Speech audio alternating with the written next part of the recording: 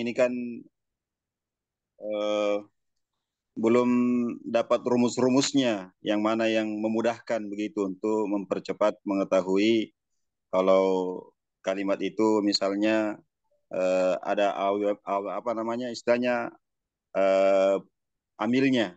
Nah ini biasa yang masih bingung. Jadi mudah-mudahan dengan ini itu bisa diberikan rumus-rumus ya supaya gampang diingat dan bisa dipraktekkan. Gitu Ya, Ustaz. amin ya robbal alamin.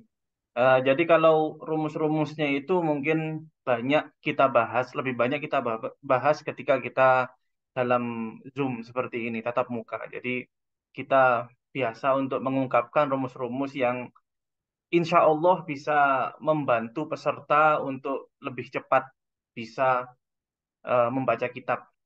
Soalnya saya juga yang Zoom kajian Jumat yang kemarin saya share di grup itu, Zoom kajian Jumat itu juga masih belum lama, mungkin 3 bulan ya, mungkin baru 3 bulan itu yang mengikuti juga tidak banyak ya, kadang belasan, kadang sampai 20 ke atas itu.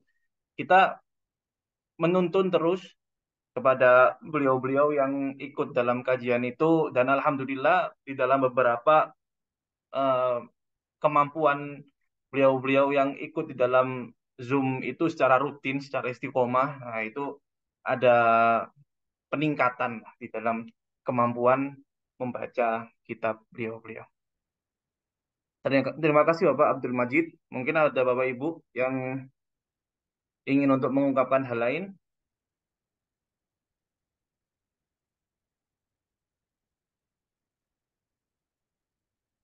Ini ada Bapak Ibu, saya punya contoh. Jadi mungkin tadi saya lihat di grup masih ada yang belum paham tentang karakteristik daripada kata-kata yang ada di dalam bahasa Arab. Jadi kata-kata di dalam bahasa Arab itu seperti yang saya telah share di grup tadi, bahwasanya kata-kata di dalam bahasa Arab itu memang ada huruf-huruf penyusun inti daripada kata-kata tersebut dan juga terkadang ada tambahan-tambahan. Saya coba eh, pakai ini ya, pakai gambar ini. Nah, ini judulnya ini saya ambil di Google. Judulnya ini adalah Kamus Bergambar Bahasa, 3 bahasa. Di sini ada bahasa Arab, ada bahasa Indonesia, dan ada bahasa Inggris. Saya tidak fokus di dalam pembahasan apa namanya buku ini, tetapi hanya saya pakai untuk contoh saja. Seperti kata ayah di sini kan, memakai lafat abun. Nah, ini dua huruf ini merupakan huruf inti yang menyusun pelafatan kata ayah di dalam bahasa Arab. Nanti kalau misalnya dia ditambahi dengan alif lam di depannya, misalnya al-abu gitu misalnya. Ini kan abun, tidak ada alif lamnya. Kemudian apabila ditambahi di belakangnya atau di depannya itu, di awalnya dengan alif lam itu menjadi al-abu. Atau misalnya eh, ada mengungkapkan ayah saya gitu kan, ada tambahan saya di belakangnya, maka itu ditambahi di belakangnya dengan ya, ya ditambahi ya di belakangnya sehingga dibaca dengan abi. Ya, bisa al-abu, bisa abi. Nah, itu hal-hal yang seperti itu adalah huruf-huruf tambahan. Tetapi huruf intinya yaitu cuma ada alif atau hamzah ini dan ba. Al-ummu, jaddun, bintun itu juga semuanya seperti itu. Itu di dalam isim. Nah, ini kan kata-kata yang termasuk isim atau disebut dengan kata benda lah. Kita istilahkan dengan kata benda. Karena apa? Karena di sini ada tandanya. Tandanya adalah adanya tanwin ini. Umun, abun, dan lain-lain. Mungkin di dalam buku ini juga ada, kita lihat di dalam,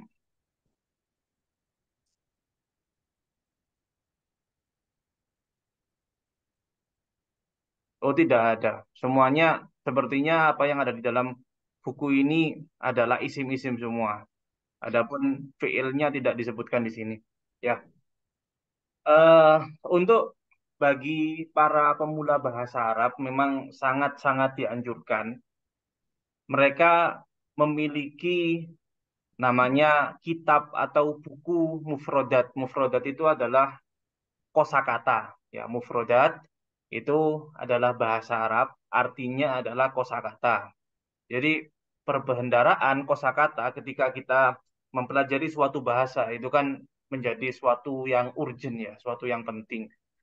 Kalau kita belajar di pesantren misalnya atau kita belajar di lembaga yang terkhusus untuk mempelajari bahasa Arab seperti yang terkenal di Jawa ini ada di Kediri, ada di Pari itu, ya, ada di situ kampung Inggris, di situ ada kampung Arab. Di situ memang fokusnya adalah belajar bahasa itu setiap harinya ada target entah itu setiap hari menghafalkan kosakata 10 kata, 20 kata, 30 kata, sampai di dalam satu programnya itu mereka harus menyelesaikan untuk menghafalkan misalnya 200, 300, 400 kata. Karena di dalam belajar bahasa, ya, itu memang pengetahuan tentang kosakata atau mufradat itu merupakan sesuatu yang urgent sekali. Ya, ini dari yang hadir di sini, apakah sudah ada yang pernah mengetahui itu kosakata-kosakata seperti itu?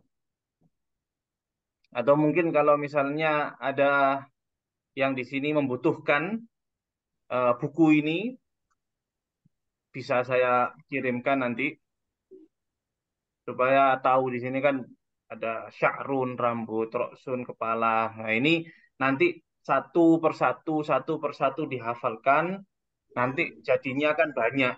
Ketika kita melangkah untuk membaca di dalam kitab-kitab, misalnya saya buka kitab di sini.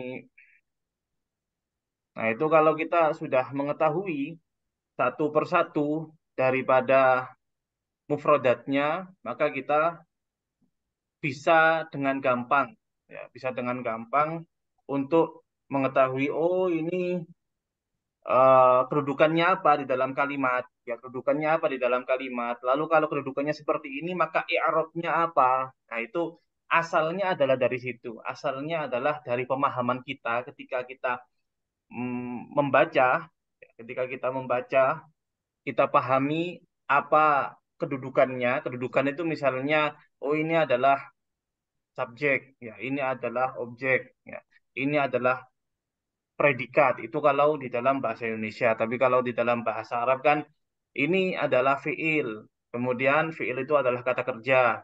Kemudian fiil itu butuh kepada fa'il, butuh kepada yang melakukannya. Tidak mungkin kan ada fiil, ada pekerjaan tanpa ada yang mengerjakan kan tidak ada. Misalnya ada fiil nasoro, artinya adalah menolong, ya. Pasti kan harus ada pelakunya, siapa yang menolong ini. Misalnya Nasoro Muhammadun, ya, Muhammad menolong, menolong siapa? Ahmad misalnya, Ahmada, Nasoro Muhammadun Ahmada, Muhammad menolong Ahmad. Nah, seperti itu. Ketika kita mengetahui kata ini berkedudukan apa di dalam kalimat tersebut, maka kita dapat memberikan tanda baca atau di dalam istilah nahwu ini kita dapat mengetahui hukum i'rabnya. Kemudian setelah kita mengetahui hukum i'rabnya, kemudian tanda i'rabnya itu seperti apa? Seperti itu. Jadi kalau misalnya di sini saya contohkan saja paragraf yang paling atas ini ya, paragraf yang paling atas di sini. Nah, di sini wakila, ya, wakila. Nah, ini ada lam. Kalau Bapak Ibu sudah mempelajari bab kalam, di situ di dalam bab kalam itu ada kita dikenalkan dengan huruf-huruf jer. Ya. Kita dikenalkan dengan huruf-huruf jer atau huruf yang apabila bertemu dengan suatu isim, maka isim tersebut berharokat kasroh belakangnya. Ya, berharokat kasroh belakangnya. Di antaranya adalah lam. Kalau huruf-huruf jar kan ada min, ya, ada min artinya dari, ada ila artinya ke, ya, ada ala artinya adalah atas. Ada fi, artinya adalah di. Ya. Ada ba, artinya dengan. Ya. dengan Ada apa? Kaf, artinya seperti. Ada seperti ubah, ya. Artinya apa? Terkadang dan lain-lain itu. Nah, termasuk ini lam ini. Oh, berarti kalau di sini ada lam, maka di depan lam ini itu nantinya i'rabnya adalah majrur gitu ya. I'rabnya adalah majrur atau i'rabnya majrur. adalah jer dan tanda Ya, jernya adalah memakai kasroh. Maka kita baca di sini liwuhaibin. Nah, seperti itu, liwuhaibin. Tapi di situ kita juga harus mengetahui, oh ini apakah wuhab ini termasuk isim atau dia termasuk fiil. Nah, pengetahuan kita terhadap dia itu isim atau fiil atau huruf itu berpusat di dalam apa yang kita pelajari pada tiga materi yang awal, ya. Tiga materi yang awal, yaitu kita dikenalkan di situ tentang isim dan apa tanda-tandanya, fiil apa tanda-tandanya, kemudian huruf yang huruf itu tidak memiliki tanda, tetapi saya sudah apa namanya merangkumkan beberapa kelompok-kelompok daripada huruf itu. Nah, jadi seperti itu. Lalu seperti yang ditanyakan di grup tadi, bagaimana kalau misalnya ada kata, tetapi kok tidak ada tanda di situ? Ya tidak ada tanda isim, tidak ada tanda fiil di dalam kata tersebut, entah itu di depannya atau di belakangnya itu seperti apa. Tanda itu, ya, tanda itu adalah merupakan suatu rambu, tidak bergantung keisiman atau kefiilan suatu kata itu terhadap tanda tersebut. Ya. Keisiman maupun kefiilan suatu kata tidak tergantung kepada tanda tersebut. Tetapi kalau misalnya ada tanda itu, maka itu merupakan suatu rambu. Oh, ini adalah kata isim, ini adalah kata fiil seperti itu. Kalau misalnya kita jalan, ya, kalau misalnya kita jalan di jalan raya, kemudian di situ ada rambu, belok tikungan tajam. Ya.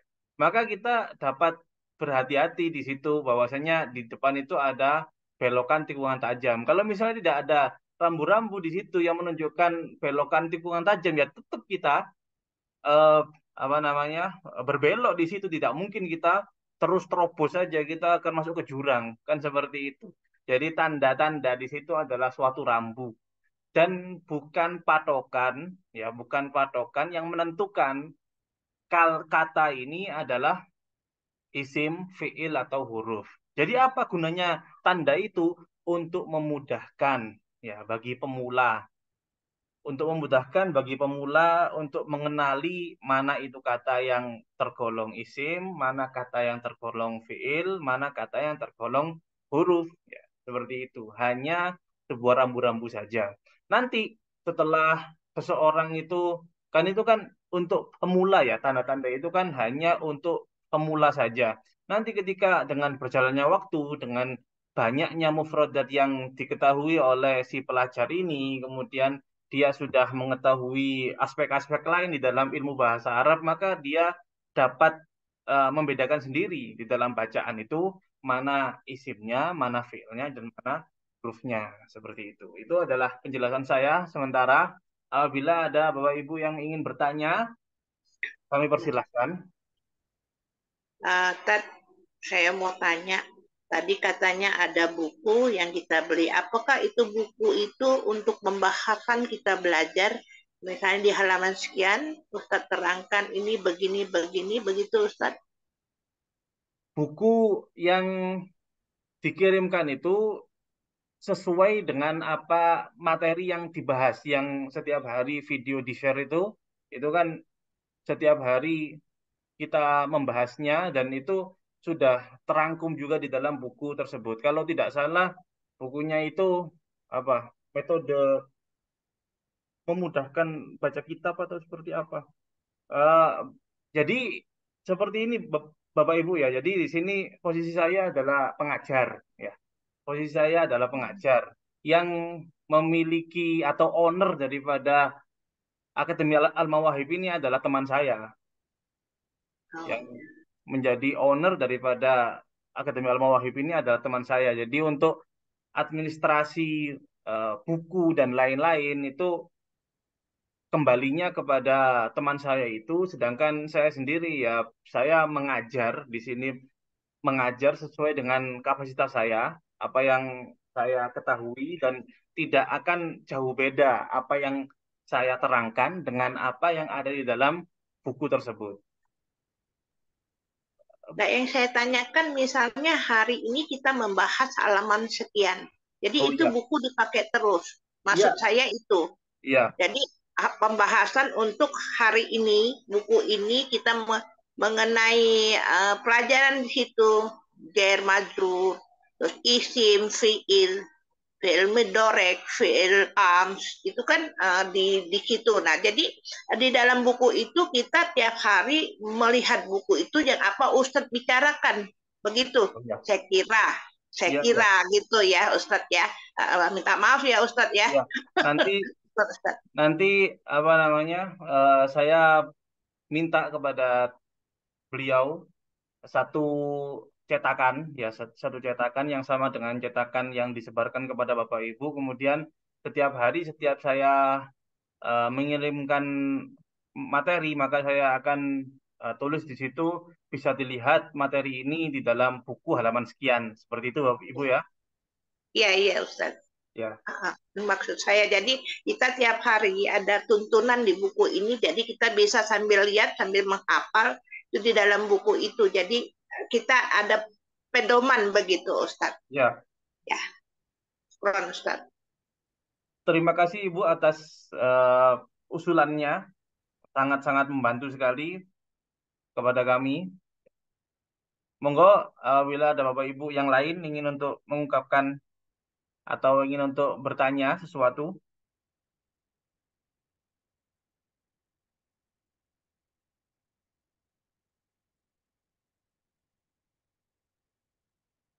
Ya, apa Ustaz? Yang tadi buku yang memperolat itu bisa dikirim ya? Yang untuk sebagai tambahan menghafal memperolat Oh, kosakata yang ada gambarnya tadi. ya, saya kirim di grup apa ya sekarang. Ya, ya, bisa Ustaz. Saya Salah khairan. kirimkan sekarang. Ini ada yang kenapa suaranya nggak ada. Ini sedangkan peserta yang lain ada suaranya ya. Iya. Mungkin Jernih. Ada Ada Ustadz. Ustadz, ada jelas Ustadz. pengaturan pengaturan di laptopnya yang bersangkutan itu mungkin yang belum diatur. Iya,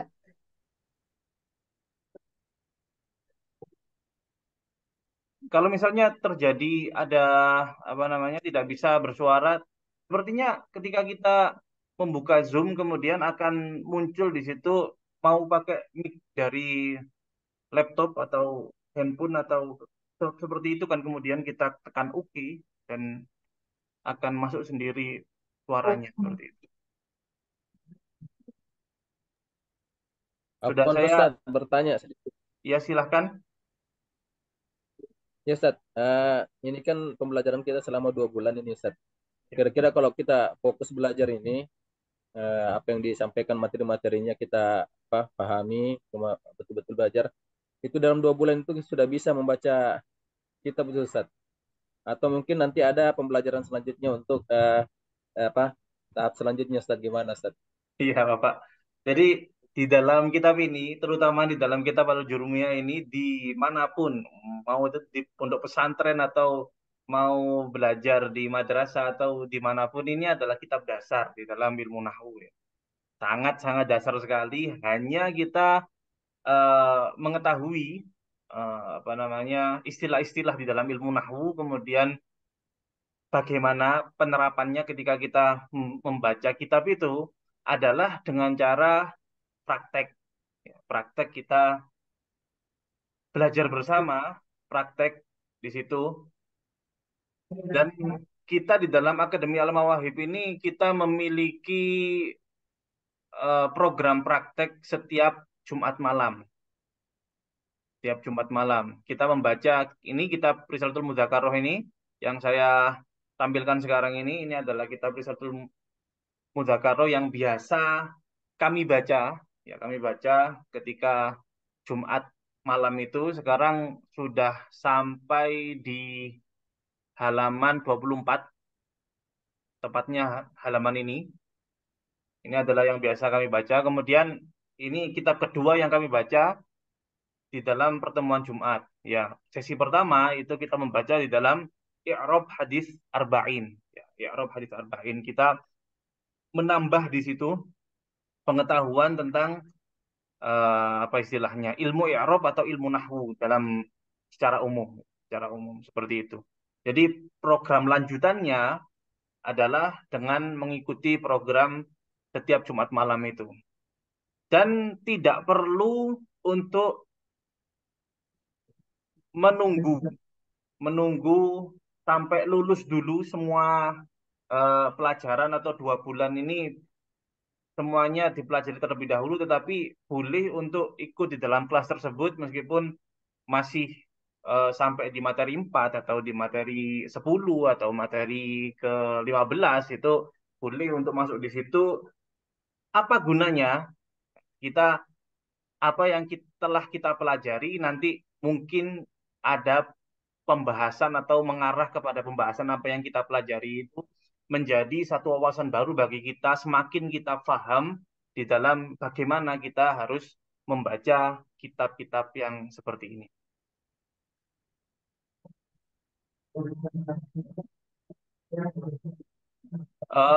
Untuk materi yang dibaca, maksudnya kitab ini Bapak Abdul Majid ya, kitab ini yang dibaca pada hari Jumat ya. Iya, Ustaz. Saya kirimkan di grup. Ini Baik. yang nggak ikut Zoom ini mereka akan bingung. Apa ini ada PDF di share di grup. Mereka nggak tahu arahnya kemana. Tidak apa-apa. Ini kitab Arba'in Nawawi Ustaz ya? Ini yang saya share adalah kitab Risalatul Mudzakarah. Kitab Arba'in Nawawinya ada sendiri. Mau di-share juga? Masya Allah. Bagus Ustaz. Ya, mau juga Ustaz. Kitab Arba'in Nawawi.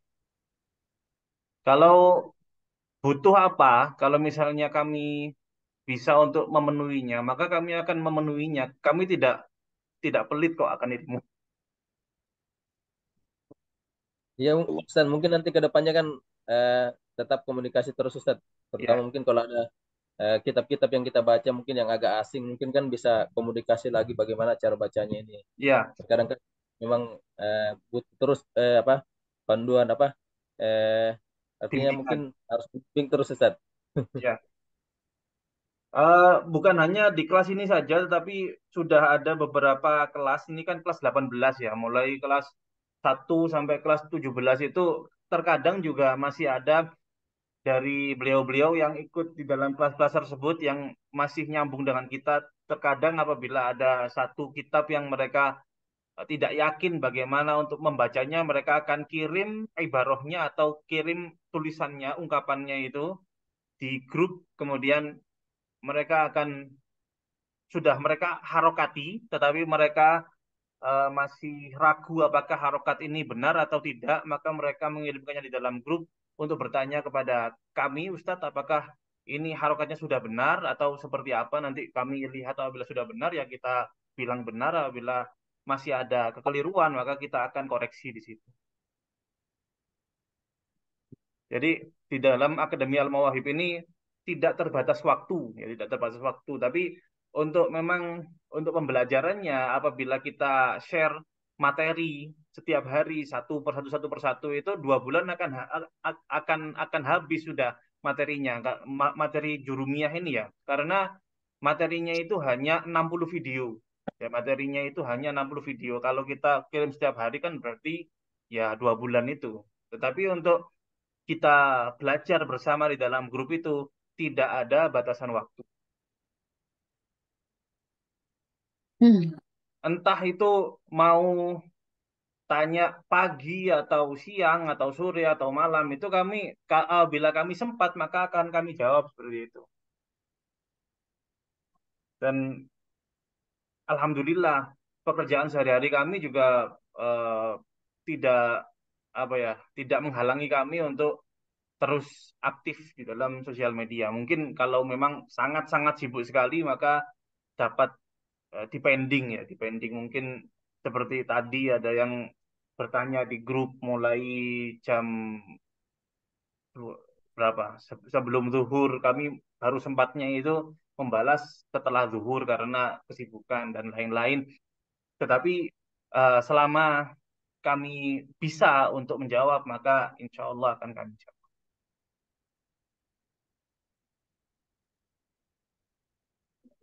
Bapak Ibu yang Bisa lain mungkin ada hal yang ingin diungkapkan? bisa bertanya Ustadz. Ya silahkan Bapak. Ya, di materi yang pertama kemarin, waktu pembahasan terkait dengan wasan-wasan fiil itu kan di contoh materi yang dikirim itu kan ada contoh fiilnya di situ, eh, anla yang pakka.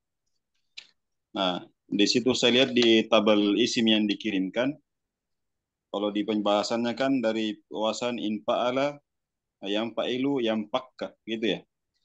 Cuman ada saya lihat yang mirip-mirip itu, Allah sama yaf'allu. Apakah bukan dari situ wasannya, Ustaz?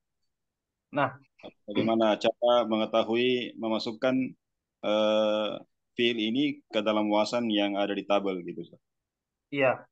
Jadi perlu diketahui bahwasanya fiil itu seperti yang saya terangkan di awal, di dalam bahasa Arab itu ada huruf-huruf inti yang menyusun suatu kata. Ya, ada huruf-huruf inti yang menyusun suatu kata. Kalau di dalam isim itu huruf-huruf intinya itu sesuai dengan wazan fa'ala. Jadi ada fa fiil, ada ain fiil, ada lam fiil. Seperti itu kan.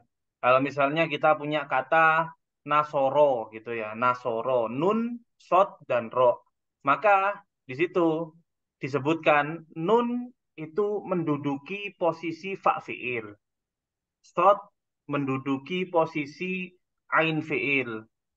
Kemudian ro menduduki posisi lam fiil. Nah, seperti itu caranya. Kemudian apabila ada kata yang hanya tertuliskan dua huruf saja, seperti apa? Seperti fakka itu tadi. Ada fa, ada kaf. Ya, ada fa, ada kaf. Kemudian kafnya itu ditasydid. Ya, kafnya itu ditasydid. Kita sepadankan saja. Fa itu adalah fa fiil, kemudian kaf. Kalau ditasydid itu berarti di situ ada dua huruf. Ya, ada dua huruf. Ada kaf dan kaf. Ada kaf dan kaf. Supaya jadi orang-orang Arab itu suka apabila mereka mengucapkan sesuatu itu gak ribet ya. Gak, gak suka yang ribet-ribet. Jadi kalau misalnya masa mereka akan mengatakan fakaka ya. Fakaka itu kan merupakan satu kata yang ribet. Jadi mereka eh, apa namanya? Mereka singkat saja kafnya yang kedua ya kafnya yang pertama setelah fa itu kaf yang pertama setelah fa itu disukun ya disukun, kemudian kaf yang kedua itu di fathah, tetap di fathah menjadi fakka, kemudian ditulis dengan tulisannya lebih simpel, kafnya ditulis satu kali dan diberi tasydid di situ menjadi fakka ya. Menjadi fakka seperti itu. Jadi di situ faknya adalah fa fiil, kaf yang pertama adalah ain fiil, dan kaf yang kedua adalah lam fiil. Sehingga yang cocok dengan wazan infakka itu adalah infa'ala. Yang cocok dengan infakka itu adalah infa'ala, seperti itu. Adapun if'alla ya, kalau misalnya Bapak menyebutkan if'alla di situ, nah masalahnya di sini huruf tambahan di awal itu hanya ada alif saja. Nunnya kemana? Kalau misalnya infaka itu, ya infaka itu disesuaikan dengan if'ala, itu nunnya kemana? Nunnya kan jadi hilang. Sedangkan fa, ain, dan lam-lam di belakangnya yang dua itu if'ala, ya kan ada fa, ain, dan lam-lam. Yang semuanya itu seharusnya semuanya itu adalah huruf inti penyusun kata tersebut. Huruf inti penyusun kata tersebut. Dan huruf tambahannya hanya ada alif saja di depan itu. Nah, seperti itu. Makanya di situ infaka adalah sesuai dengan wazan infa'ala. Bagaimana cara cara untuk mengetahui oh ini adalah huruf inti, ini bukan huruf inti? Caranya adalah dengan memperbanyak mufrodat tadi. Kembali ke situ. Ya, kembali ke situ. Kembali kepada seberapa perbendaharaan kata kita di dalam bahasa Arab itu. Dan suatu apa ya pengalaman dari saya sendiri ketika saya dulu baru belajar bahasa Arab ini, memang yang paling saya tekankan kepada diri saya ketika ketika saat itu adalah saya ketika saat itu masih belum belajar nahwu, ya masih belum belajar nahwu, tapi saya belajar terlebih dahulu atau memperbanyak terlebih dahulu kosakata, terlebih dahulu. Saya cari, apalagi dulu itu kan saya suka memang membawa kitab ke kemana-mana itu saya suka. Jadi dulu diem-diem gitu saya bawa kitab ke masjid, saya bawa kitab, saya sekolah pun saya baca kitab pun seperti itu. Jadi tidak perlu saya menghafalkan kosakata tersebut, tetapi kata yang saya temui sekarang akan saya temui lagi di satu halaman yang sama atau halaman yang lain atau dua halaman lagi, tiga halaman lagi, itu kan akan terulang terus seperti itu. Sehingga dengan terulang-ulangnya saya ketemu kata tersebut, maka dengan sendirinya saya dapat hafal kata-kata itu. Seperti itu. Ya, baik Ustaz. Jazakallah khair. Jadi tadi yang sempat ini, yang huruf nunnya Ustaz ya, yang maksudnya di apa mesti dicocokkan, dicari apa namanya huruf aslinya, terus tambahannya juga mesti dicatat ya untuk mencontohkan. Iya. Kemudian sarannya juga Ustaz, apa ini? Jadi mesti ada kata-kata baru itu mesti dicatat ya, kemudian dengan artinya. Sehingga nanti mungkin itu semakin lama semakin bertambah dan itu mungkin tinggal diulang-ulang. Apa metodenya seperti itu juga? Bisa Iya, itu saya dulu punya begitu Ustaz? notes, ya. Saya punya buku catatan itu seperti itu. Saya setiap ketemu dengan kata yang baru saya tulis di situ.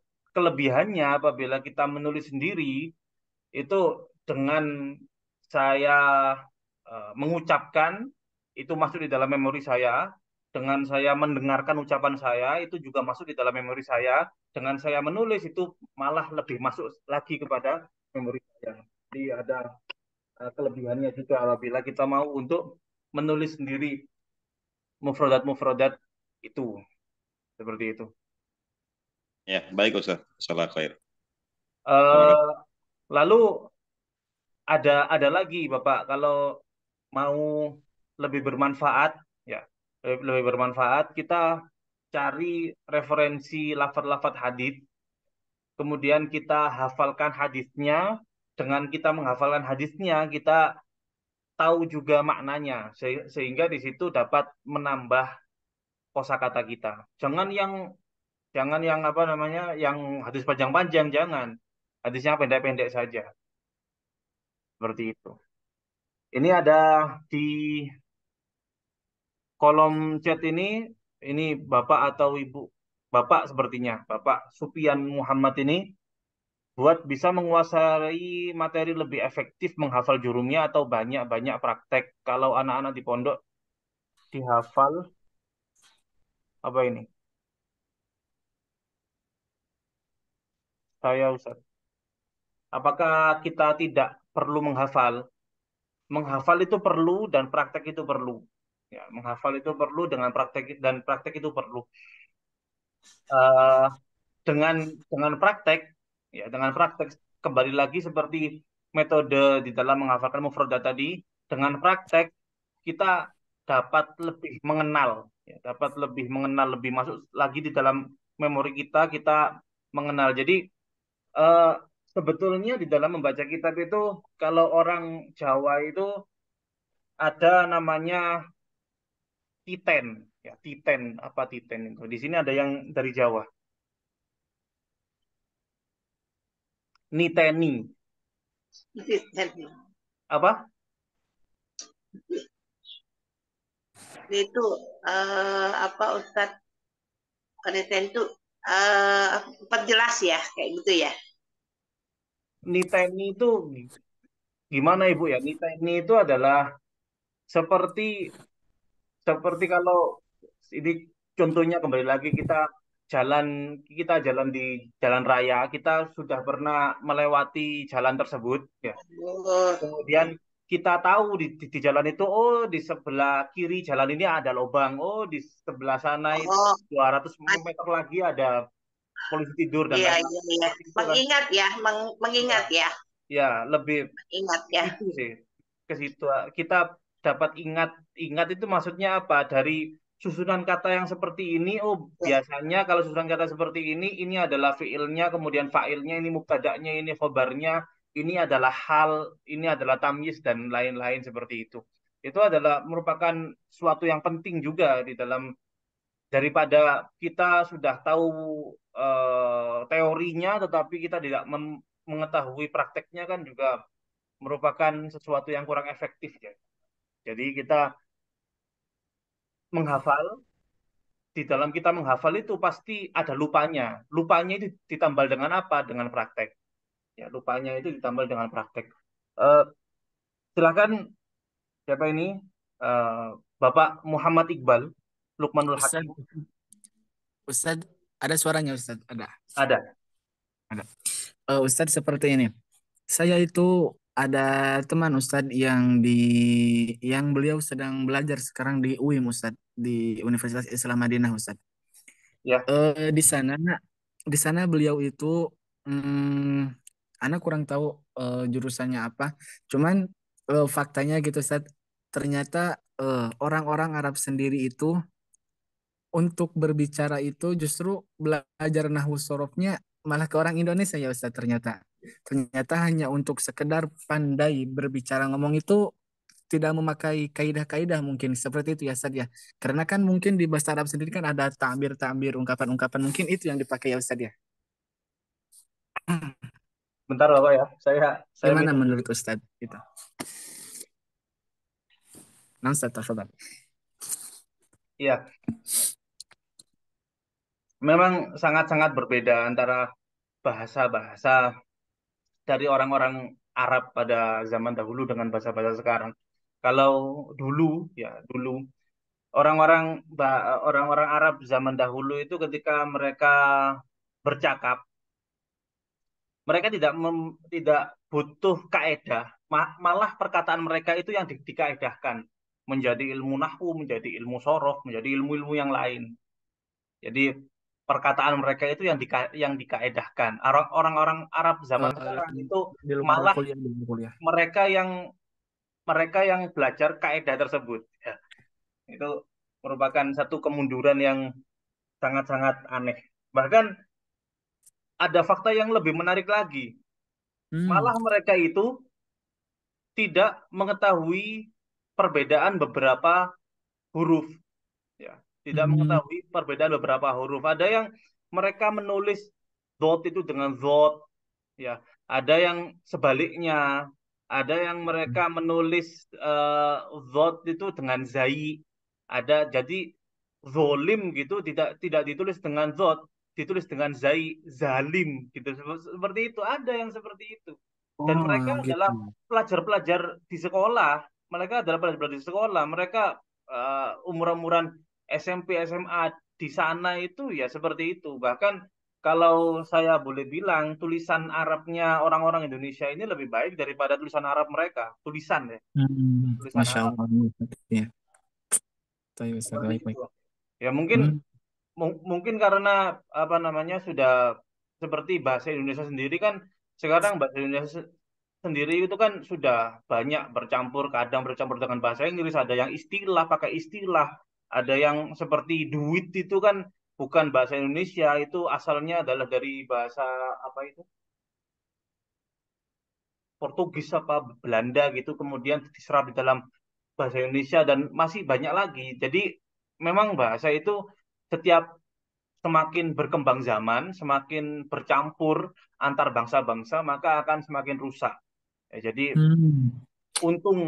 untungnya bahasa-bahasa tersebut sudah dikaedahkan, bahasa Arab sudah ada kaedahnya sendiri, bahasa Indonesia juga sudah dikaedahkan sendiri. Kemudian kalau kita melihat di dalam bahasa Inggris, mereka ketika mereka bercakap juga tidak sesuai dengan grammarnya. Iya, benar, Ustaz. Benar. Seperti itu. Sama saja itu sudah berlaku di dalam semua bahasa. Jadi orang Hmm. Arab sendiri juga mereka belajar nahwu, mereka juga belajar sorof, meskipun mereka setiap hari mereka menggunakan kata-kata tersebut di dalam percakapan mereka. Oh, seperti itu ya, Ustaz. Baik, Ya, Ustaz. Syukran, Ustaz. Afwan. Ada yang lain, Bapak Ibu? Banyak Nah, sebenarnya Ustaz, yang boleh tanya ini. Enggak apa-apa, kita di sini santai saja, santai saja. nah, Ustaz, Nah, mau tanya, nahu sorof itu beda ya Ustadz? Sorofnya lain, nahunya lain, apa perbedaannya itu? Atau memang langsung nahu sorof? Saya kadang-kadang bisa ngomong tapi artinya saya tidak jelas. Karena saya orang awam, saya bukan sekolah dari sekolah Arab. Saya ibu rumah tangga karena umur saya pun sudah 62 tahun. Ya, Jadi saya cuma pengen belajar. Ya, memang saya awam banget. Tapi saya pernah di Tamzid itu memang agak lama saya. Tapi saya pengen ulang lagi karena memang kurang jelas gitu ya. ya itu. Jadi saya nyebut nahu sorob. Tapi nahunya apa, sorobnya apa gitu. Tapi asal bunyi aja nggak tahu artinya gitu. Minta maaf ya Ustadz. Ya, sama-sama Ibu. Perbedaan antara nahwu dan sorof itu sebetulnya untuk belajarnya lebih sulit belajar sorof. Karena apa? Karena belajar sorof itu adalah belajar setiap satu persatu daripada huruf di dalam satu kata. Ya. Mempelajari satu persatu huruf dari suatu kata. Jadi penyusun huruf-huruf penyusun kata itu dipelajari keseluruhannya, kemudian Mustawa, nah ya ta'lil al-mustawa. perubahan daripada apa namanya eh, daripada frasa-frasa itu juga semuanya dibahas di dalam ilmu sorof semuanya. Tapi untuk ilmu nahwu itu merupakan kalau kita bilangnya lebih mudah daripada ilmu sorof. Karena apa? Ilmu nahwu itu hanya mempelajari perubahan daripada akhir kata saja. Ya. Hanya mempelajari perubahan dari akhir kata. Ya, misalnya di sini kan kita tidak usah untuk mengetahui seperti irtikab ini kita tidak usah mengetahui di dalam ilmu nahwu itu ya bodoh amat ini apa namanya susunannya itu seperti apa kemudian asal muasalnya itu seperti apa kemudian ketambahan apa di sini dan ini merupakan bentuk apa jenis apa di dalam bahasa Arab itu kita tidak mempelajari itu tetapi yang penting irtikab ini dibacanya, belakangnya itu diapakan. Itulah ilmu nahwu. Hanya mempelajari belakangnya itu diharokati dengan apa. Ustaz. Iya. Ustaz, izin bertanya lagi, Ustaz, boleh, Ustaz? Sebentar, sebentar. Ya, Ibu Biah tadi sudah jelas apa belum? Saya Oh, iya. Oh, udah jelas Ustadz. ya, Jadi selama saya pelajari berarti ilmu nahu ya. ya, seperti itu. Ya, syukran Ustadz. Seperti ini, Bu. seperti ini, lafat sin, kho, dan to ini, ya, lafat sin, Iya, kho, dan to ini bisa jadi dia adalah fiil dan bisa jadi dia itu isim. Ya. isim. Cara membacanya berbeda. Cara membacanya apabila dia itu fiil dibaca sahito, kalau dia Ya. itu isim dibaca suhtu, ya dibaca suhtu, dan Oh, itu itu. dipelajari di mana, di apa namanya, Di perubahan-perubahan nah- seperti itu di dalam di ilmu nahu. sorof, Oh, di bukan dalam di ilmu nahunya. sorof. Nah, nahwunya itu hanya mempelajari toknya ini diharokati apa, toknya itu Oh, diharokati ya. apa, cuma seperti itu. Oh, iya. Hmm. Ya, Ustaz. Mungkin berjalan waktu bisa lebih Ya, paham lagi ya, Ustaz. Ya. tidak ada yang tidak mungkin, semuanya pasti bisa. Iya, iya, mungkin agak agak telat belajar nih Ustadz karena udah tua nih. Tidak ada yang telat, Ibu. Ya, semuanya memang sudah diatur seperti itu. Iya, betul Ustadz karena semua izin Allah ya Ustadz ya. Iya, syukran Ustadz. Ya, sama-sama, Ibu. Ya, silahkan yang lain. Ustadz, Ustadz izin bertanya lagi, Ustadz. Ya, silakan. Ustadz seperti ini, Ustadz. Eh, saya itu Ustadz ada rencana juga gitu Ustadz, ya pengen pengen ke luar gitu Ustadz, kuliah Ustadz. Sekarang tuh saya tuh kan lagi kuliah juga gitu Ustadz di kampus Bandung, ngambil sastra Arab gitu Ustadz. Dan saya tuh punya tujuan masuk sastra Arab itu ya pengen bisa tembus ke entah ke Madinah atau kemana gitu Ustadz. Saya tuh Ustadz. Ini masukan dari Ustadz gitu Ustadz. Apa Ustadz yang harus anak tambahkan gitu Ustadz untuk pembelajarannya gitu Ustadz, selain di pembelajaran kaidah ini gitu Ustadz. Karena saya tuh Ustadz ingin membiasakan juga lidah gitu Ustadz untuk terus berbicara gitu Ustadz, untuk bisa ya enak gitu Ustadz untuk berbicara bahasa Arab tuh Ustadz. Jadi pengen ada pelajaran tambahan gitu kayak Ustadz, kayak misal ada gak Ustadz gitu buku atau kitabnya yang khusus untuk menyebutkan ungkapan-ungkapan dalam bahasa Arab gitu Ustaz, entah bahasa sehari-hari, bahasa yang dipakai gitu Ustaz. Gitu Ustaz. Oh ya. Dan nggak Ustaz gitu. Eh, Mas ini di sastra Arab sekarang semester berapa? Nah, semester 1 Ustaz, semester Oh, 1 di semester sastra ya. Arab Ya, Ustaz. ya, Iya ya. masih baru Ustaz masih. Sebelumnya belajar dari sekolah aliyah atau seperti apa? Nah, saya tuh sebelumnya tuh di ini Ustaz, di Pondok Tahfiz Ustaz, sebelumnya tuh sekolah boarding school gitu Ustaz, sekolah tahfiz gitu Ustaz. Jadi Saya tuh. lebih fokusnya ke Al-Quran ya. Lebih Iya, fokusnya ke nah gitu Al-Quran. Ustaz. Fokusnya ke Quran. Jadi bahasa Arabnya emang kurang gitu Ustaz, emang kurang di pondok Quran itu. Ya, alhamdulillah saya selama 5 atau 6 tahun, saya lupa, saya juga merupakan salah satu tim seleksi untuk mahasiswa yang berminat belajar di Universitas Imam Syafi'i yang ada di Mukalla di Yaman Hmm. sana. Ya. Iya, Dan Ustaz. saya tahu kondisinya santri-santri di Indonesia ini, bagaimana pengetahuan mereka tentang bahasa Arab, bagaimana baca kitabnya mereka. Kalau Hmm. pondoknya itu identik dengan Al-Quran, ya mereka tidak bisa bahasa Arab. Kalau misalnya mereka yang menerapkan bahasa Arab secara percakapan, juga mereka lemah di dalam baca kitabnya, kan seperti itu Ya, keadaannya ya. benar Ustaz. Faktanya seperti itu Ustaz, benar.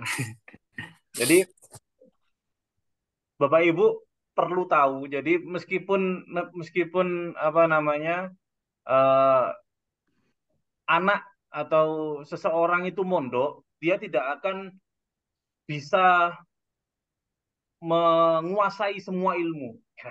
Dia tidak bisa menguasai semua ilmu. Di dalam ilmu bahasa Arab saja, kan bahasa Arab itu ada percakapan, ya, ada bacanya, kemudian ada menulis, kemudian bagaimana yaitu mendengar dan memahami. Kadang-kadang kan ada empat itu ya, ada empat aspek itu ya. Terkadang ada orang yang pandai sekali membaca kita, tetapi bercakapnya itu kurang. Iya, Ada yang benar. bercakap bisa, tetapi mendengar mendengar itu kurang bisa respon terhadap apa yang didengar daripada kalam-kalam bahasa Arab seperti itu. Nah, jadi kalau misalnya ingin untuk mempelajari bahasa Arab, harus tahu terlebih dahulu aspek mana yang ingin dia selesaikan terlebih dahulu. Kalau mau jalan bareng-bareng, ya itu sesuatu yang memerlukan effort yang sangat tinggi. Kalau mau diselesaikan satu persatu, misalnya saya mau belajar baca dulu. Setelah saya sudah lancar baca, baru bercakap. Setelah saya lancar bercakap, baru menulis. Seperti itu. Kalau Hmm. dan metodenya pun berbeda-beda. Dan semuanya di dalam semua metode itu intinya adalah butuh teman untuk kita bermusyawarah, ya.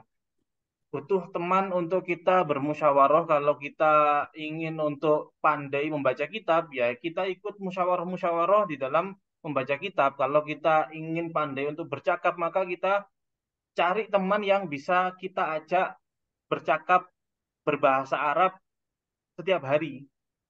Seperti itu. Kemudian Oh, saya kira saya kira memang buku-buku itu memang sedikit membantu. Ya, ada buku-buku mengungkapkan bahasa-bahasa Arab itu sedikit membantu, tetapi lebih bagus, ya lebih bagus apabila kita punya teman itu tadi, untuk kita berani hmm. dengan teman ini kita bercakap dengan bahasa Arab. Kalau kitab-kitab bahasa Arab mungkin kalau di ada kitab yang pertama kali, kitab bahasa Arab yang pertama kali saya pelajari itu dari kiai yang ada di Kota Malang. Namanya Kiai Muhammad Basori Alwi, punya kitab bahasa Arab bernama Madarijud Durus, Madarijud Durus Al-Arabiyah. Madarijud Durus Al-Arabiyah. Di situ saya dulu kalau belajar Madarijud Durus itu saya buka halaman yang akhir-akhir terlebih dahulu, karena di situ ada kumpulan-kumpulan mufrodat yang dibahas di dalam kitab satu jilid itu. Ya, saya hafalkan dulu semuanya, baru saya baca-baca yang depan-depan tentang percakapan-percakapan itu. Kemudian saya praktekkan dengan teman saya. Saya bercakap dengan teman saya. eh, Awalnya saya bercakap menggunakan percakapan yang sudah disiapkan di dalam kitab itu. Nanti lama-lama saya bercakap bebas dengan teman saya sesuai dengan tema yang diterangkan di dalam kitab tersebut. Bisa itu, bisa kalau kitab yang agak tinggi sedikit ada kitab Muhawarah Al-Haditha. Al-Muhawaratul Haditha itu punya Ustadz Hasan Baharun. Punya Ustadz Hasan Baharun, itu juga ada ungkapan-ungkapan di situ. Dan Ustadz Hasan Baharun juga punya beberapa kitab di dalam eh, apa namanya, kalimat-kalimat pendek di dalam bahasa Arab, itu mungkin bisa dicari. Dan itu banyak, saya rasa di toko-toko online itu banyak. Oh, seperti itu Ustaz. Baik Ustaz. Ya. Eh, nah, Ustaz, bisa disebutkan lagi Ustaz yang tadi Ustaz, yang 4 aspek yang emang harus dikuasai gitu Ustaz dalam bahasa Arab, dari bicara, menulis, mendengar, sama apa Ustaz? Satu lagi Ustaz. Membaca. Membaca. Oh ya. Ya, empat itu namanya 4 maharoh atau 4 skill di dalam bahasa Arab, meliputi keempat-empatnya itu. Baik Ustaz. Ya, yang lain mungkin kita di sini eh, ngobrol ringan saja. Kalau misalnya ada ibu-ibu atau eh, ukti-ukti di sini yang ingin bertanya, tidak mau untuk angkat suara, maka boleh ditulis di chat, ya. Boleh ditulis di chat. Nanti saya baca. Aku Ustaz bertanya lagi Ustaz. Ya, silahkan. Ya Ustaz, eh, Ana pernah dengar itu yang apa wazan itu Ustaz. Apakah itu ada apa yang harus dihafal itu pola-polanya itu Ustaz? Ada berapa pola yang harus dihafal atau gimana Ustaz? Kalau wazan yang pola-polanya itu sepertinya sudah saya rangkumkan di tabel yang ada di dalam video saya itu. Itu pola-polanya itu kurang lebih apa yang saya cantumkan di dalam tabel itu. Kemudian kalau misalnya itu mau dihafalkan ya alhamdulillah, tetapi saya mau merujukkan antum kalau mau belajar sorof itu ada kitab punyanya kiai dari Indonesia sendiri namanya Amfilah atas Rifiyah ya, Al Amfilah atas Rifiyah. Oh iya, alhamdulillah Ya. atas review. Al Amfilah atas Rifiyah itu di situ disebutkan awal di dalam setiap awal fasal itu adalah apa namanya wazannya, kemudian di bawah-bawahnya itu adalah prakteknya atau contoh-contohnya, contoh-contoh dari kata-kata yang satu wazan dengan wazan yang disebutkan di awal seperti itu. Dalam Filatas Rifiyah, dan itu adalah kitab yang barokah, keberkahannya tampak bagi para santri itu, mereka kebanyakan di pondok-pondok khususnya di Jawa ini mereka mempelajari Amsilat Tasrifiyah itu dan mereka memiliki kemampuan yang mumpuni lah di dalam ilmu sorof. Syukran Ustaz. Ya, sama-sama.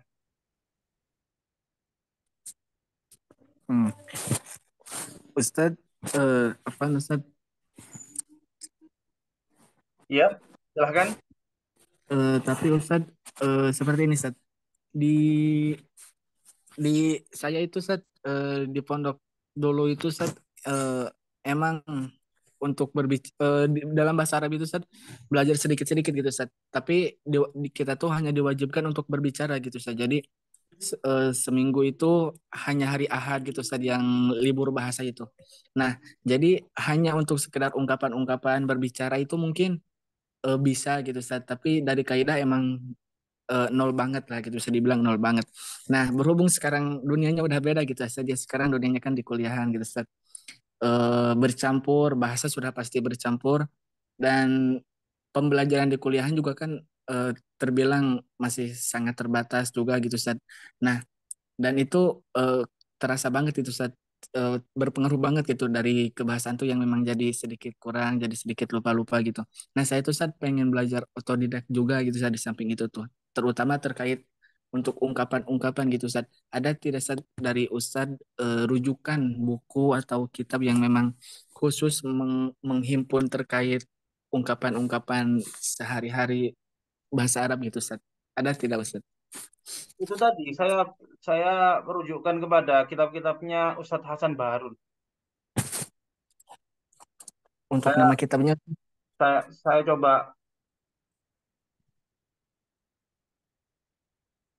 saya coba carikan dulu karangan. Di situ ada apa ini namanya?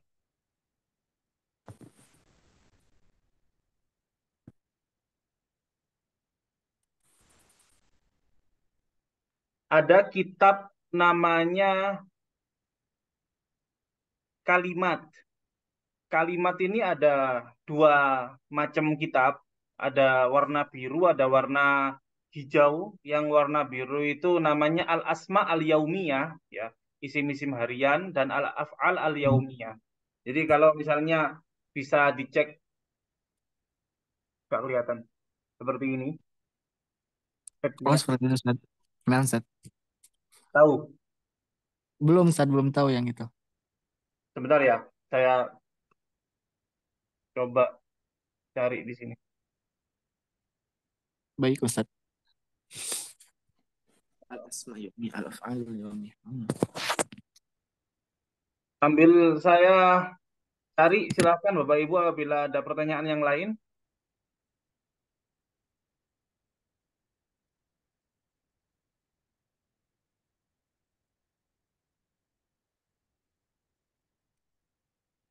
Ini full Arab gak ya? Assalamualaikum Ustaz. Ya, waalaikumsalam warahmatullahi wabarakatuh. Silahkan Bapak. Ya, Ustadz izin tanya, saya pernah dengar katanya ada dalam bahasa Arab tuh ada ilmu balagoh Ustadz. Balago itu apa, Ustaz? Balaghah itu adalah sastra, Bapak. Oh, sastra. Sastra.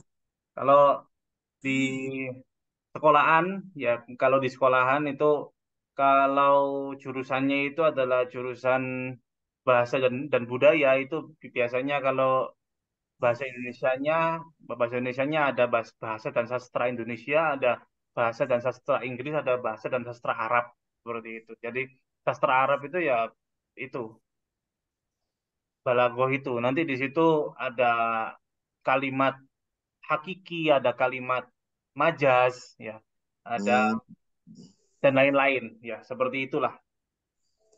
ya, ya. Syukran, Ustaz. Ya sama-sama. eh ini seperti ini al muhawarah al hadithah, ya al muhawarah al hadithah. Kalau yang jilid satu ini seingat saya dia full Arab. Kalau yang jilid dua ini ada artiannya mufradat yang diartikan ke bahasa Indonesia. Sepertinya seperti itu. Saya lupa apakah yang satu seperti itu atau yang dua seperti itu. Hmm, baik, Ustaz. Oh, Al-Muhawarah Al-Hadis ini, Ustaz, ini masih bagian dari yang kitab yang tadi yang Ustaz, yang kalimat itu, Ustaz. Ya, ini kitab yang lain. Kitab kalimat itu yang ini. Ini kan Oh, kalimat itu. al-af'al al-yaumiyah, terus ada yang warna biru itu al-asma al-yaumiyah ini nih. Ini kan Oh, ya, Ustaz. Ustaz, itu asma yaum. udah ada terjemahnya juga, Ustaz, apa emang full Arab juga, Ustaz? Nah, itu saya lupa. Ini termasuk kitab-kitab yang saya pelajari dulu awal-awal saya belajar dulu.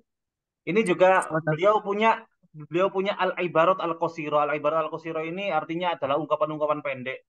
Kayaknya yang ibarat qasira ini yang ada bahasa Indonesianya. oh, enam, Ustaz. Oh, Al-Ibarat Al-Qasirah. Ya, itu ungkapan-ungkapan pendek seperti itu. Hmm. Di kolom chat ada Ustadz, kalau mau belajar ke luar negeri seperti Mesir, Yaman, Madinah atau lain-lain, lebih baik untuk awalnya mendalami ilmu bahasa Arab atau mendalami ilmu nahwu sorof. Ya. Kembali lagi ini Ibu Zahrotin Nisa, ini kembali lagi kepada fokusnya itu yang mana? Apakah fokusnya itu ingin memperlancar bercakap dan mendengar, atau fokusnya adalah ingin untuk membaca kitab, apa ingin untuk menulis. Jadi ada trik-triknya sendiri-sendiri dan hal yang dijadikan fokus itu ya sendiri-sendiri. Kalau misalnya fokusnya itu adalah agar lancar berbahasa Arab saja, ya belajar bahasa Arab dulu, belajar belajar bahasa, memperbanyak kosakata, kemudian mempelajari tata tata apa namanya tata bahasa itu enggak sih. Kalau tata bahasa itu masuknya ke dalam nahwu sorof nantinya. Mempelajari bagaimana cara pengungkapan kata tersebut, ya. Mempelajari bagaimana cara pengungkapan kata tersebut, dan di antara kitab-kitab yang membantu untuk mempelajari kata tersebut adalah ya seperti Al-Muhawarah Al-Haditsah ini, atau kitabnya Kiai Haji Basori Alwi Madarijud Durus Al-Arabiyah.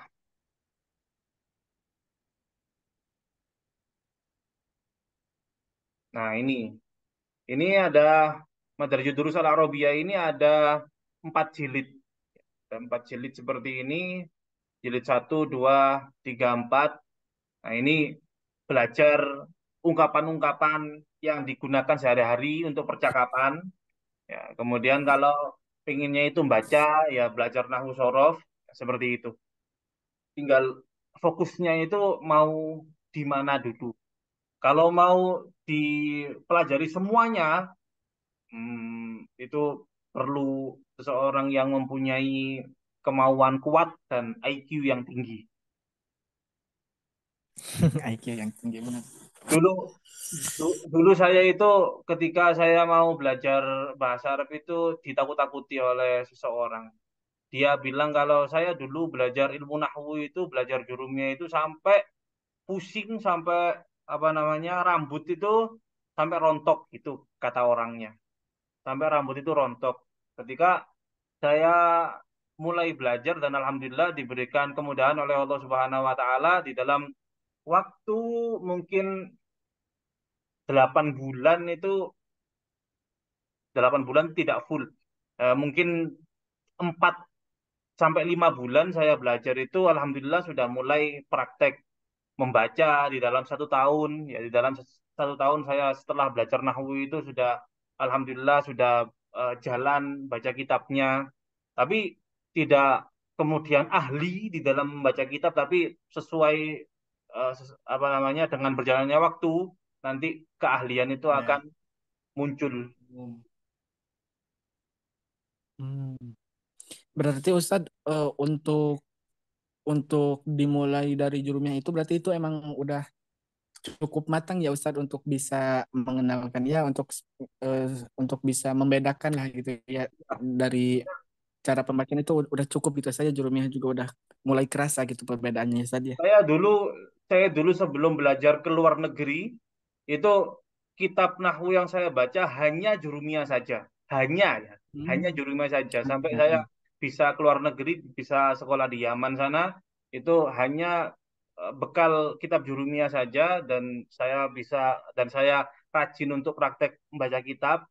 Alhamdulillah ketika apa namanya tes seleksi itu saya lulus, kemudian saya belajar di sana, barulah di sana saya belajar kitab-kitab atas ala ala jurumnya seperti Mutamimal Jurumiyah, kemudian Qatrun Nada, Alfiyah, Ibnu Malik, seperti itu baru saya pelajari ketika saya di luar negeri sana. Di Indonesia saya hanya cukup dengan ala jurumiyah dan alhamdulillah sudah bisa untuk baca kitab. Oh, seperti itu Ustadz. Ustadz kalau boleh tahu dulu ke Yaman Ustadz di umur berapa Ustadz? Umur saya 19. Oh di umur 19 ya Masya Ya, Allah. saya umur umur 18 itu lulus sekolah, kemudian jadi kuli bangunan, jadi kuli batu. Hmm, Kemudian setelah itu baru bisa belajar ke Yaman. Masya Allah. Ustadz. Saya tanya lagi, Ustaz. Ya silahkan Bapak. Yaitu kalau baca kitab, ya seperti yang ditampilkan tadi, itu di materi-materi yang dikirimkan, pertama itu harus tahu artinya dulu. Nah, terus itu kan ya mungkin agak susah juga namanya pembelajar awal ya. Terus yang kedua, kalaupun nanti ditahu apa namanya huruf akhirnya itu dia seperti di fathah, di dhamma atau di kasrah itu, terus bagaimana mengartikannya Ustaz? Ini kan apa namanya menyesuaikan dengan maksudnya itu seperti apa nantinya bagaimana? Ya begitu Ustaz. Iya. Jadi kalau di dalam ini ya Pak, di dalam apa namanya belajar kita ini ada memang beberapa kedudukan ya, beberapa kedudukan yang sudah diberikan rumusnya. Seperti apa? Seperti misalnya fa'il atau pelaku itu pasti disebutkan setelah fi'il atau kata kerja ya. Jadi pelaku itu pasti disebutkannya itu setelah kata kerja. Seperti mubtada, mubtada itu adalah isim yang ada di awal kalimat. Ya, kalau ada isim di awal kalimat, ada isim di awal kalimat itu maka itu adalah mubtada. Jadi ada beberapa kedudukan di dalam satu kalimat itu yang memang dapat dengan mudah kita mengetahuinya. Tetapi juga ada beberapa kedudukan yang kita butuh untuk mengetahui artinya terlebih dahulu, baru kita mengetahui kedudukannya. Ya, seperti itu. Nah, seperti ini kan seperti wakana salafu. Ya, ini kan as-salafu ini adalah isim dan isim ini berada di belakang kata kana. Maka as-salafu ini adalah isim kana dan hukumnya adalah rofa, pakai doma, dia pakai doma. Kenapa kok seperti itu? Sudah ada rumusnya di situ bahwasanya kana ini ya nanti materi yang ke berapa, ke belasan atau 20 ke atas. Karena itu dia adalah suatu amil yang membutuhkan isim. Maka isim yang ada setelah kana ini, maka dia menjadi isim kana. Dan hukumnya adalah marfu. Dan tinggal dilihat apakah si isim ini bentuknya adalah isim mufrad atau isim musanna. Kalau bingung isim mufrad musanna itu apa, saya sudah ada di sini. Nah, ini kan isim berdasarkan jumlahnya. Isim mufrad itu adalah isim yang menunjukkan tunggal. Tunggal ada musanna.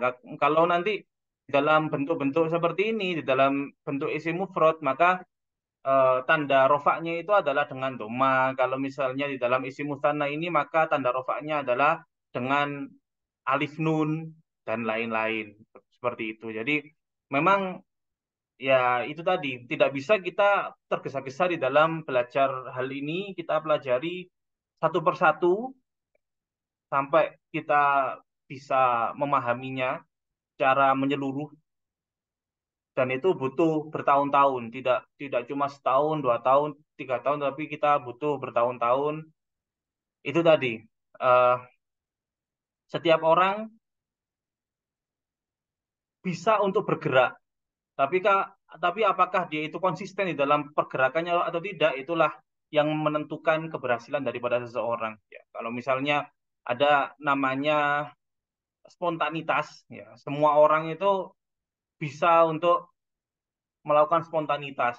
Kalau misalnya saya habis dengar satu ceramah, kemudian saya termotivasi dengan ceramah tersebut, dalam satu malam saya sholat 100 rakaat saya bisa. Tapi apakah bisa konsisten, apakah bisa istiqomah di dalam melakukan hal tersebut? Nah, itu kan tergantung kepada si orangnya itu sendiri.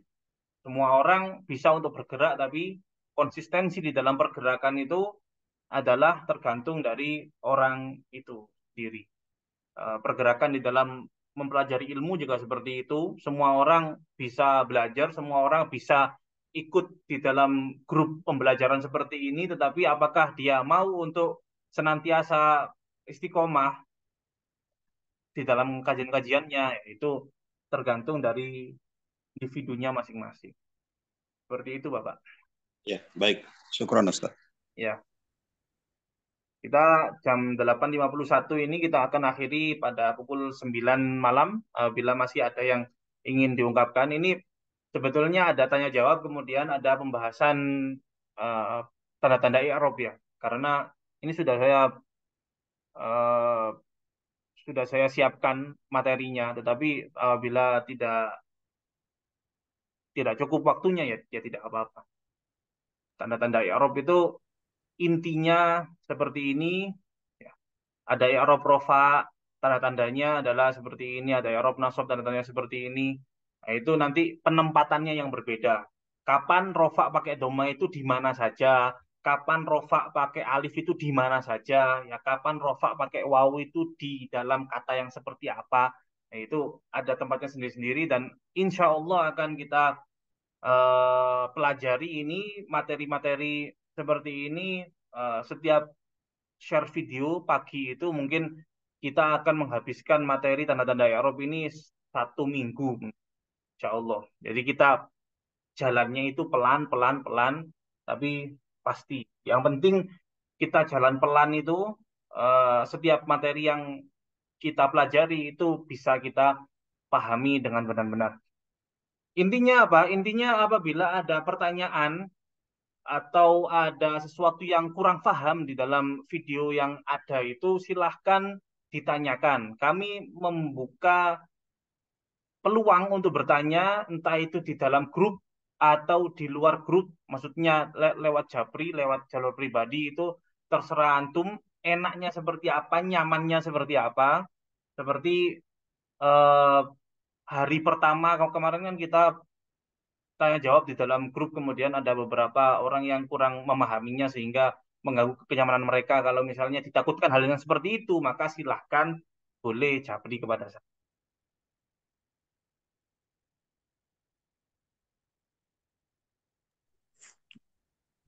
Masih ada Bapak Ibu yang ingin untuk ditanyakan?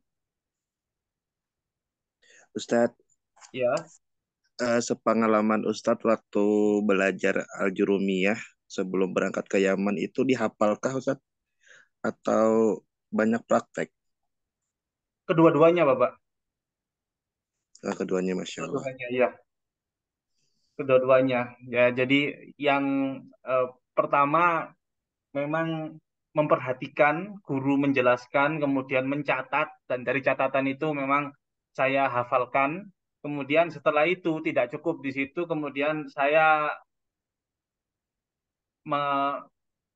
beranjak kepada prakteknya, ya, beranjak kepada prakteknya dengan mempraktekkan apa yang telah saya pelajari dari teori-teorinya itu. Jadi dulunya itu saya mungkin setiap harinya itu tidak banyak, ya cuma satu paragraf itu, tapi kan satu paragraf itu saya cari artinya terlebih dahulu di kamus, ya saya buka kamus dulu, artinya saya artikan terlebih dahulu, kemudian setelah artinya itu tahu, kemudian saya minta tolong kepada teman saya yang lebih jago daripada saya, yang lebih berpengalaman daripada saya, untuk mengkoreksi, ya mengkoreksi apakah artian saya ini sudah benar atau ada yang masih kurang. Maksudnya apa? Terkadang di dalam bahasa Arab itu satu kata mengandung beberapa makna.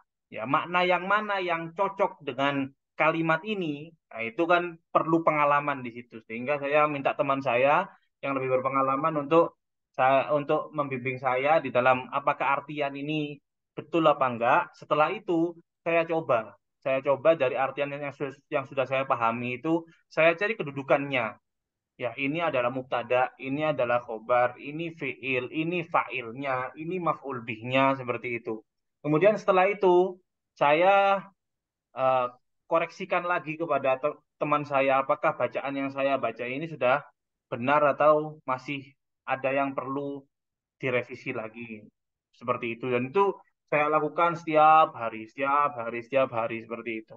Tapi untuk ukuran kita yang sudah dalam usia-usia seperti ini kan tidak seperti kita ketika masih muda, ya. Jadi kalau saya dulu satu paragraf, mungkin Bapak Ibu dengan apa yang saya share Kitab Risalatul Mudzakarah ini, ya, apa yang saya share ini mungkin bisa satu baris atau dua baris itu setiap hari. Untuk eh, kajian Kitab Risalatul Mudzakarah ini dari awal sepertinya di YouTube-nya Al-Mawahib ada 3 atau 4 video gitu, saya lupa. Kemudian ada juga di YouTube saya, ya, ada juga di YouTube saya itu juga ada rekaman dari Kitab Risalatul Mudzakarah ini, bisa disimak.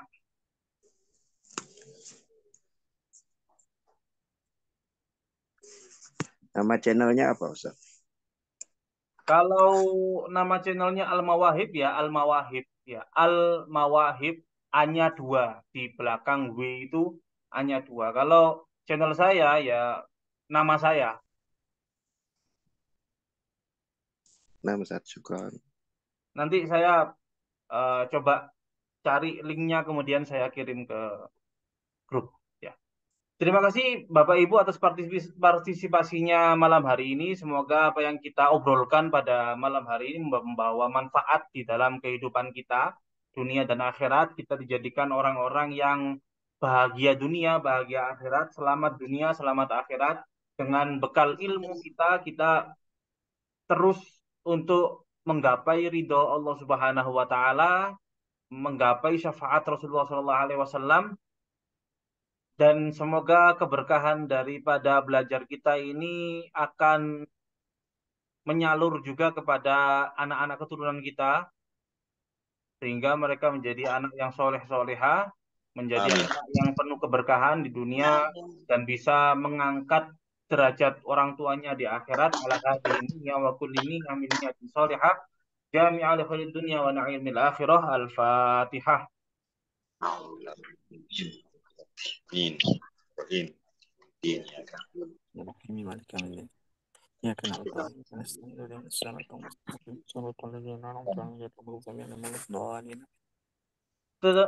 Terima kasih Bapak Ibu atas partisipasinya dan saya ucapkan mohon maaf yang sebesar-besarnya bila ada kata-kata yang kurang mengenakan dalam hati. Akhirul kalam. Wassalamualaikum warahmatullahi wabarakatuh. Waalaikumsalam warahmatullahi wabarakatuh. Syukran Ustaz. Ya, sama-sama. Syukran, Ustaz. Bapak.